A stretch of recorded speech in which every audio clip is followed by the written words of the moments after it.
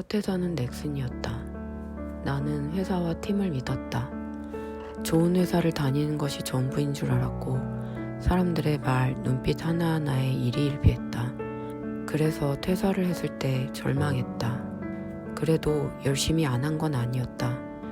매일 오전 8시 출근, 오후 10시 퇴근을 했고 서투른 일은 철야로 회사에서 자면서 일을 했다.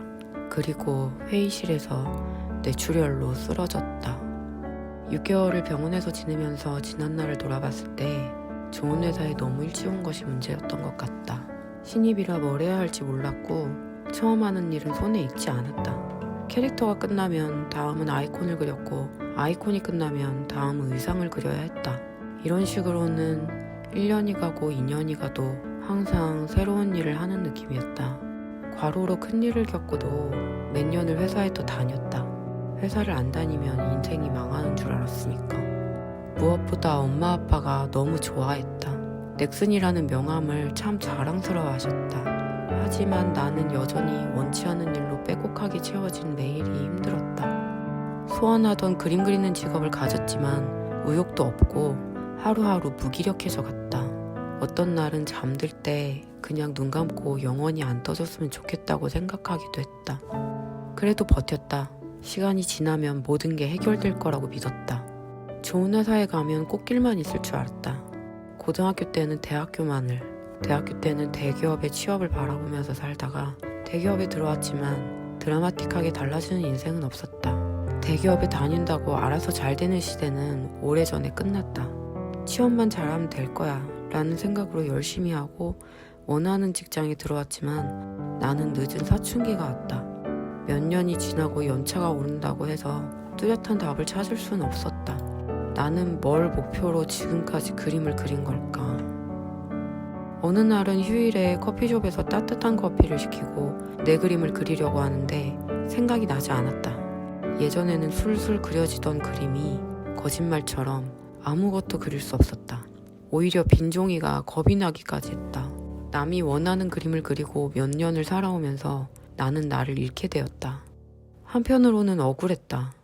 한 번도 내가 하고 싶은 일에 대해 생각해보지도 않고 그냥 남들의 기준에 맞춰서 안정적인 직장만 바라보고 달려왔다는 것이 말이다. 좋은 회사. 남들에게 인정받기 위해서 그림만이 살 길인 줄 알았고 그림만 그렸던 것 같다. 지금 나는 그림 외에는 다른 아무것도 한 것이 없다. 그마저도 대부분이 남을 위한 그림이었다는 것을 자각한 순간 인간적으로 무너져 내렸다. 아직 내 수술의 회복이 완벽하지 않은 상태에서 정신적으로 힘이 드니까 살이 10kg는 빠지고 몸이 아파왔다. 숨이 쉬어지지 않았다.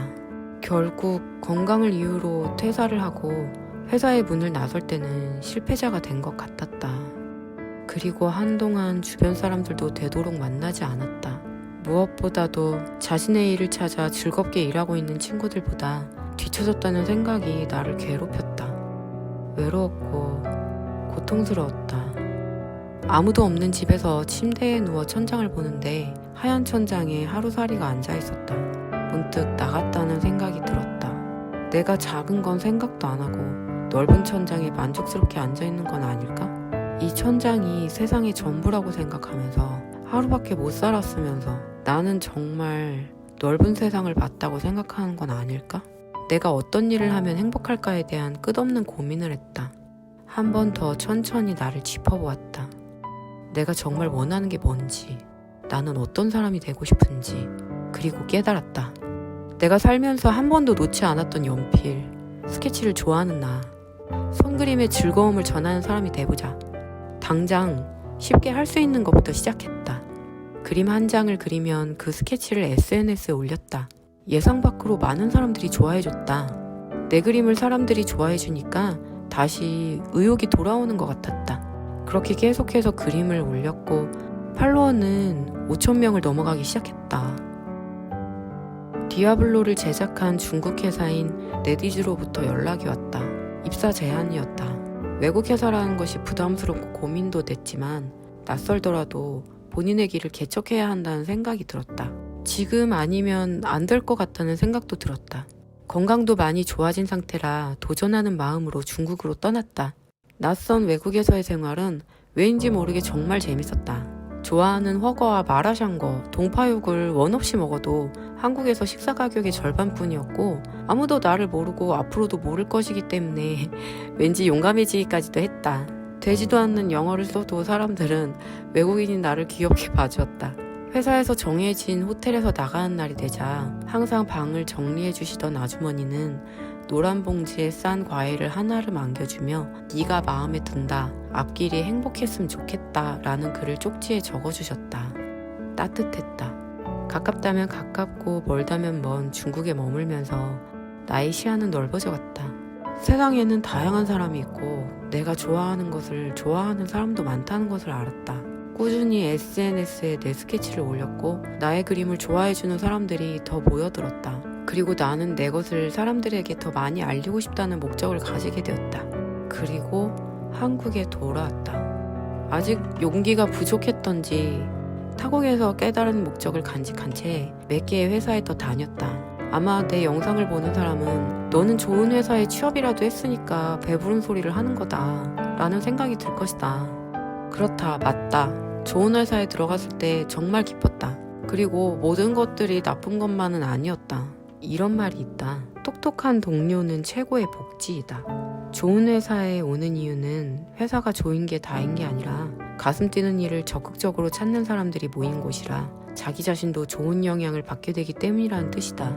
실제로 좋은 회사에서는 서로의 인사이트나 업무 해결 방식을 보면서 서로 자극을 받을 수 있어서 좋았다. 하지만 무언가가 부족했다. 뭔지는 알지 못했다. 회사를 다니는 많은 사람들이 꿈을 키우는 길에 최선을 다해도 왠지 모를 허전함을 느끼는 것은 모두가 마찬가지인 것 같았다. 정말 내가 하고 싶은 그림은 언젠가 그릴 거야 라는 막연한 미래에 두고 나는 사회가 정한 길만 가고 있었다. 다들 그렇지 않을까? 일을 하지만 하고 싶은 다른 일이 있을 것이다. 이대로 마음에 묻은 채로 현실을 살아갈 것인가? 아니면... 그래서 용기를 내었다. 이제 이게 내 마지막 퇴사가 될 것이라는 생각으로 퇴사를 했다. 처음으로 사회가 정한 길을 벗어났다. 십수년의 긴 자기 탐구 끝에 진정 하고 싶은 일을 찾아 실현해보고자 한다. 좀 더 어렸을 때부터 주도적인 삶을 살았으면 좋았을 거라는 생각도 든다. 하지만 성공한 투자자인 팀 페리스의 타이탄의 도구들에서도 나오듯이 답이 아니라 질문을 찾아야 한다. 10년 계획이 있다면 왜 6개월 안에 그 일을 시작하지 못하는 걸까? 미래의 삶에 가장 중요한 역할을 하는 건 사명감이다. 나는 이제라도 가슴 뛰는 일을 찾았으니까 일단 시작해보려고 한다. 나의 사명과 그 목적을 하나씩 차근차근 이루어 나가기로 했다. 내가 좋아하는 연필 스케치를 다른 사람도 할 수 있도록 연필 느낌을 가질 수 있는 포토샵 브러쉬를 커스텀했고 인터넷에 판매해봤다. 구입한 몇 명의 사람들은 이런 브러쉬를 찾았는데 아주 만족스럽다는 메시지를 보내주기도 했다. 너무 뿌듯하고 자랑스러웠다. 혹시 이 브러쉬가 궁금한 사람을 위해 고정 댓글에 링크를 달아두었다. 필요한 사람은 클릭하면 브러쉬를 볼 수 있다. 그리고 유튜브도 개설했다. 그림 그리는 과정을 올리고 종종 내가 하고 싶은 말을 올려보려고 한다. 여기까지 영상을 보았다면 이런 생각도 들 것이다. 그럼 좋은 회사를 갈 필요가 없지 않나? 그렇지는 않다. 어쨌든 열심히 꾸준히 노력하니 내 삶의 목적이 뚜렷해지지 않았나 싶다. 무작정 좋은 대학, 좋은 회사가 중요한 게 아니야 라는 말은 무책임한 것 같다.